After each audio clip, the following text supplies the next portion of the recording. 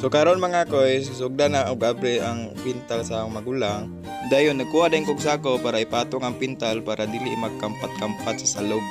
Dayon amo nang gimix ang pintal nga makuha ang same consistency sa color sa wall. Gikas ara day namo koys og mix ang pintal then nakuha ra pud namo ang exact color sa wall. Bago man mga koys, gisugda na namo og tangtang ang mga kortina, kanang wall clock o kanang mga papel nga nakatapot sa wall. Tiyo-tiyo dayon mga koys niabot dahil si teacher ang tagiya sa classroom. Iya ming gi-instructan kung unsay ang mga gusto o plano sa pagpintal sa iyang classroom. Diri mga koys, gisugdan na namo ang pagpintal sa classroom mga koys. Ang magulang diri nga side ug sa pika side pod is ako.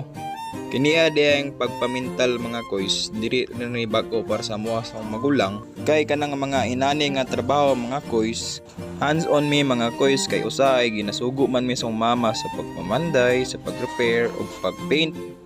Kung inyong makita mga koys, dako-dako nag-agay akong magulang samtang ako is gamay pa. Kay iya man gamit mga koys kay roller brush samtang ako is paint brush.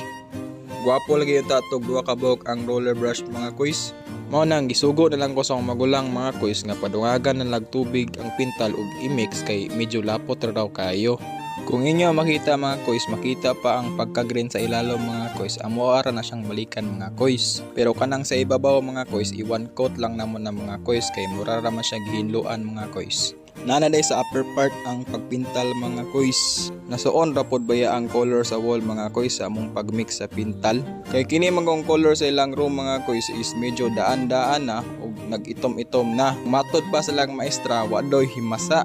Awa gali na koys akong magulang murag nag Spiderman naman. Dayon ako pod koys kay brush man akong gigamit mga koys. Ako pong pangpintalan ng mga corner koys walang makita sa video. Awa go na koys satisfying kayo ang pagpamintal sa akong magulang anak mga koys. Ang technique niya giinaunan niya ang ibabaw ayha sa ilalom. Tas ako na pong ipangpintalan ang mga corner nga dili mapintalan sa roller brush. Dalera kay koys nanadayon sa katunga ang agi sa akong magulang sa iyang pagpamintal sa upper part sa wall. Siguro mas mapadali guro ang pagpamintal namo kung kaming duha na ay roller brush. Ay by the way mga koys, gabi din namo ni gisugdag pintal mga koys. Kay nag-agpas man si teacher nga may pakita sa mga parents ugma sa meeting nga bag-o nang pintal sa ilahang room. Ug kanang blue nga side mga koys, reading corner na siya mga koys ug apil po na siya sa among pintalanan mga koys. Hasta pod ng ceiling mga koys, pintalan po na mo nagbag-o mga koys. Nya diri ta kutob mga koys. At ang ilan nyo ang part 2 mga koys sa among pagpamintal diri sa classroom. Salamat sa suporta.